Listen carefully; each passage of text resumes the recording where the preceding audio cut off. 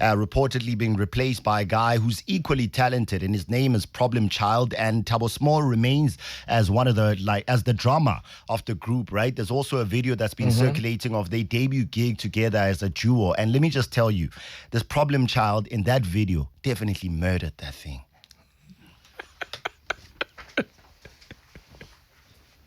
If the employee sustains an occupational injury or contracted disease that results in an employee's fatality, the incident should be reported to the compensation fund by the employer within 7 working days. Failing to report on time, you must provide reason for reporting late. It is the duty of the beneficiaries to submit the required documents to the compensation fund, provincial office, or the nearest labor center without delay. For more information on documents that need to be submitted, go to your nearest labor center or provincial office or call 0860 105 350 or 0800 321 322. Compensation fund services are freely available. The Compensation Fund, working for you. In line with the 2022 World Cup Soccer, Outsurance would like to challenge you to get a quote. If they can't beat your current car insurance premium, ask them for 500 Rand in cash. 1,500 Rand if you've been claim free and with the same insurer for 3 years. Now, that's what I call a game changer.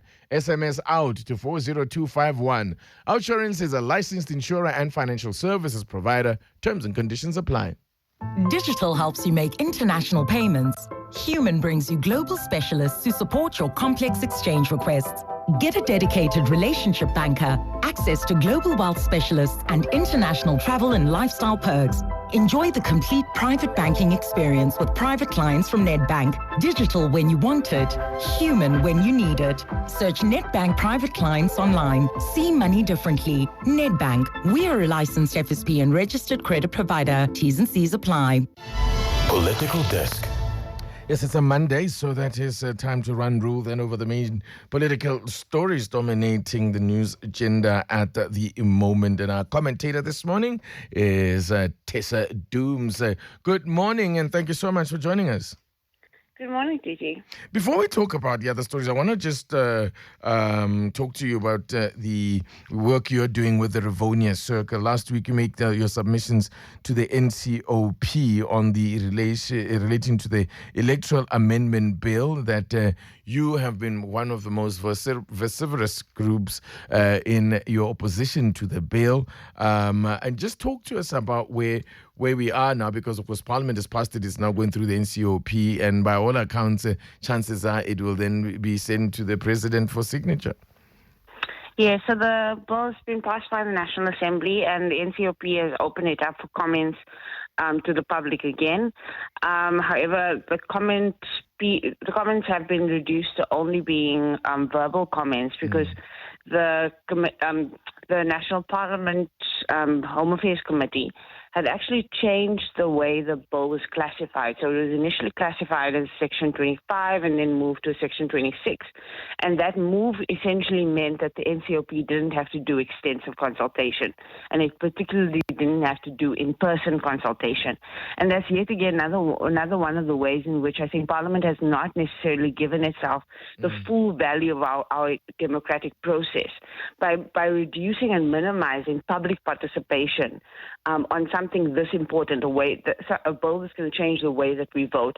I think Parliament is really not taking as much due diligence in making sure we come up with the best bill possible. And so we are hopeful that the public participation process will at minimum again signal to Parliament where there are issues in this bill, especially issues that may make it unfair and unconstitutional. And if all else fails and the NCOP still go through with it, because we now do have 7 parties in Parliament who have rejected the bill and who are asking Parliament and the NCOP now to really reconsider just going through with the bill as it is. But if all else fails, we do need public pressure on the President to certainly not attach his name and his signature and his legacy to a bill that may make our voting system unfair. Indeed. All right, we'll certainly be watching how that one unfolds. All right, let's just talk about other developments here. Of course, all eyes are on the ANC, as today I think is supposed to be their final day of nominations. They've outlined a whole slew of guidelines for those who are campaigning to be nominated or elected to positions at the NEC. But I kind of get the sense that we've been down this road before, where all kinds of regulations have been put in place, to say, for example, no T-shirts wearing the faces of people, and no songs shall be sung. But it's generally ignored, so what do you make of where this will go?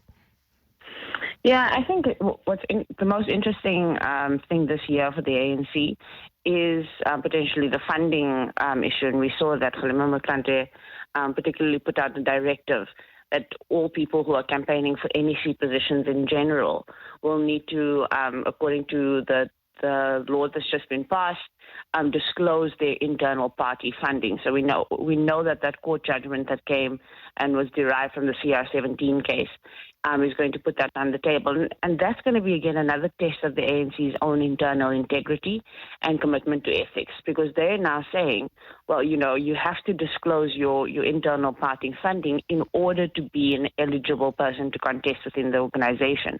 But what happens if, for example, the presidential candidates don't?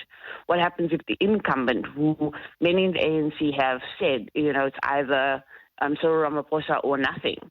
What happens in that case? And I think, again, if we reflect on the words of Thabo Mbeki a few weeks ago, who laid the gauntlet again to the ANC, saying, what happens if this Phala thing actually spirals out of control? What happens if Parliament comes back and says there is an impeachable case?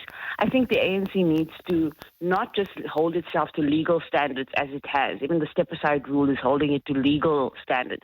It needs to start holding itself to moral and ethical leadership standards that say that we are not just going to, only look at things when people are doing something that's illegal, but we have standards in this organization for what leadership looks like, what it feels like, how it operates.